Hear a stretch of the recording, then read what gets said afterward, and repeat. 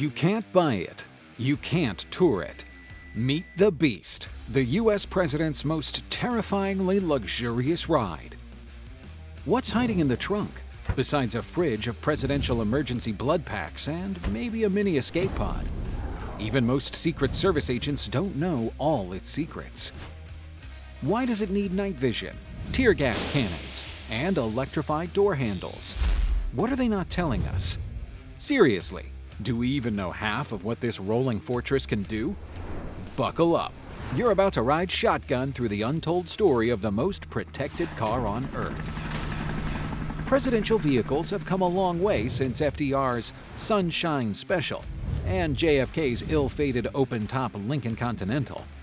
After the assassination of President Kennedy in 1963, everything changed. Modern presidential limousines are now treated as rolling command centers and survival bunkers. Think your SUV is rugged? Compare it to this beast of a machine. Nicknamed the Beast, the presidential limo is arguably the most protected vehicle on the planet. A Frankenstein creation of cutting-edge tech, military-grade defenses, and luxury features fit for the most powerful person in the free world. But here's the thing. You'll never see it in a showroom, and you'll never get to sit inside. It's as locked down as Area 51. So what exactly makes the Beast more legendary than an Abrams tank and more elusive than a UFO? Its exact specs? Classified. Even mechanics undergo background checks and are given compartmentalized access, meaning no single person has access to everything about the vehicle. But here's what's surfaced. Imagine a James Bond gadget list if the Pentagon designed it. The Beast has armor tough enough to survive the apocalypse. Its doors, 8 inches thick and as heavy as a commercial jetliner's cabin door. Windows are constructed with 5 layers of glass and polycarbonate, providing resistance to armor-piercing rounds. None of them roll down, except for the driver's, and even that only opens about 3 inches. The fuel tank is encased in foam to prevent explosions, even from a direct hit. The floor is also reinforced with blast-resistant plating, protecting against landmines or IEDs. Interior seal? Airtight. And here's where things get wild. The Beast can withstand chemical, nuclear, or biological attacks. Run flats filled with Kevlar-reinforced mesh and mounted on steel rims can keep rolling even when blown to pieces. Why the Beast? This nickname became popular in the early 2000s to describe the tank-like armored limousines used by US presidents. While it's commonly associated with the 2001 Cadillac DeVille, used by President George W. Bush, the term gained widespread recognition with the debut of President Obama's 2009 Cadillac Limo, which looked more like a fortified bunker on wheels than a traditional car. The latest iteration of the Beast, introduced during the Trump administration, carries a jaw-dropping price tag of over $1.5 million. This version was nicknamed Cadillac One. Every sitting president receives a personalized version of the Beast, explicitly designed for their administration. The vehicle's communication systems, defense gear, and features are tailored to the president's needs. Once their term ends, the car no longer follows them. It either retires or gets reassigned. They never get sold. Ever. When a Beast retires, it's destroyed. No auctions, no museums. You can't collect it. You can't restore it. You can't even keep a wheel. Why? Because even an out-of-service Beast holds state secrets, its armor materials, wiring, and countermeasures. Allowing one into the wrong hands could be a national security risk. Retired Beasts are shredded or dismantled under supervision in top-secret facilities.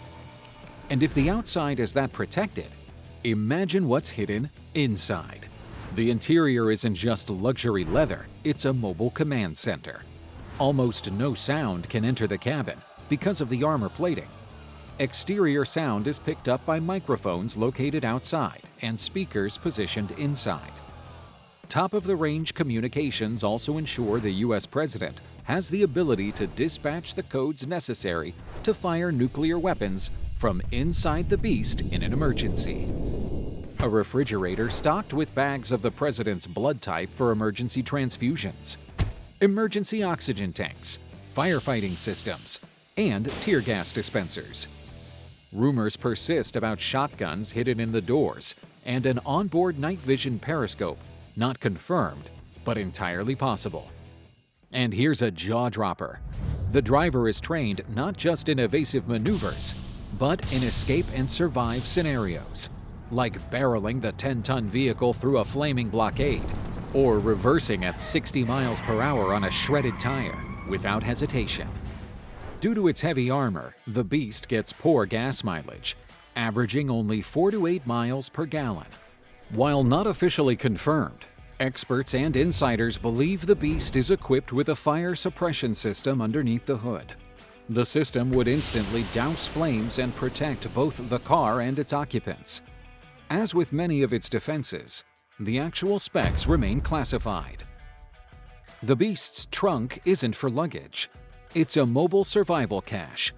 According to various reports and insider tips, it may carry oxygen tanks in case of a chemical attack, backup communication tools, and even weapons for the Secret Service. What's really in there? Only a handful of people in the world know for sure. In extreme situations, if the Beast is immobilized or breached, it has a built-in fail-safe protocol in place. Details are classified, but it's believed this system locks down all access, deploys defenses, and possibly triggers a beacon for air evacuation. It ensures the president doesn't fall into enemy hands, ever. With the length of a limousine and armor rivaling a tank, the Beast is not built for agility. Its turning radius is so poor that navigating tight corners in historic or densely packed city centers becomes a real challenge. According to the U.S. Secret Service, when the president travels abroad, the Beast comes too. Flown in a C-17 Globemaster III, accompanied by the president's motorcade and support vehicles. An entire convoy engineered for security, secrecy, and speed. The Beast is just the centerpiece. But what about the rest of the board? Keep going, this only gets more intense. The motorcade is the whole chessboard. Two identical beasts often roll together. No one knows which holds the real president. Add motorcycles, press vans, medical units, and decoys, up to 50 vehicles move in sync like a silent military parade, coordinated down to the second. There's no improvisation. Every lane change, every stop, every route has been planned and rehearsed. Due to the difficulty in organizing motorcades, helicopters, such as Marine One, are often preferred. Leading this mechanical march is the route car, which runs minutes ahead of the motorcade, scanning the environment and providing real-time intelligence. Seconds behind comes the pilot car, almost like a second set of eyes for the motorcade, confirming the cleared path.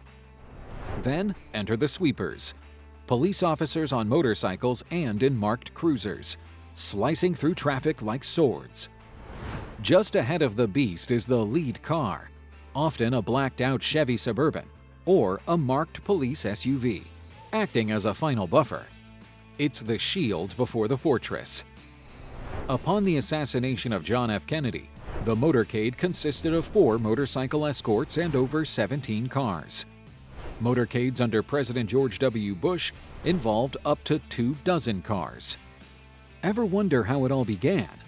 While the modern motorcade is a well-oiled machine, the story of presidential cars begins long before the Beast ever existed. Here's how it all started.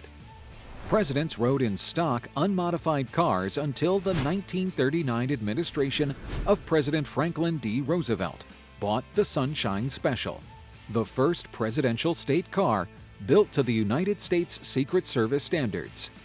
It was ironically open-roofed, designed to showcase the president to the public. Times have changed. After JFK's assassination, security became non-negotiable.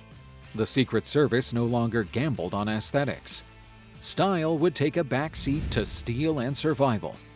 Shockingly, instead of being retired, the Secret Service heavily modified JFK's 1961 Lincoln Continental SS-100X, which is infamous as the car after his death, adding a bulletproof hardtop, armor plating, flat-proof tires, and a new paint job. It remained in service for another 13 years, carrying Presidents Johnson, Nixon, and Ford. The idea of an armored presidential car isn't new, but it was initially crude. According to legend, during World War II, FDR temporarily used a bulletproof Cadillac seized from Al Capone. Whether myth or truth, who knows? By the 1980s, presidential limos had evolved into hybrid creations, luxury exteriors with military-grade guts. President Lyndon B. Johnson owned a rare amphicar, a quirky vehicle that could drive into water and float like a boat. He'd prank guests at his Texas ranch by pretending the brakes had failed and driving straight into the lake, yelling, "The brakes! The brakes!" as passengers screamed.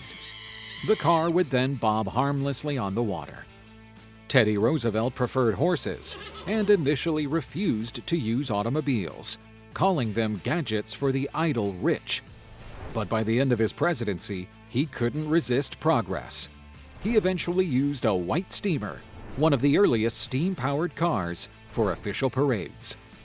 Who knew politics could be so armored? The Beast is only one chapter in the epic saga of presidential transportation. What about Marine One, the helicopter that lands like a hawk? Or the secret train car that presidents once used in wartime? Want more stories like this? Stick around. Check out our other videos where we delve into haunted castles, secret tunnels, and military aircraft so advanced that they practically speak Latin. The next ride might just blow your mind.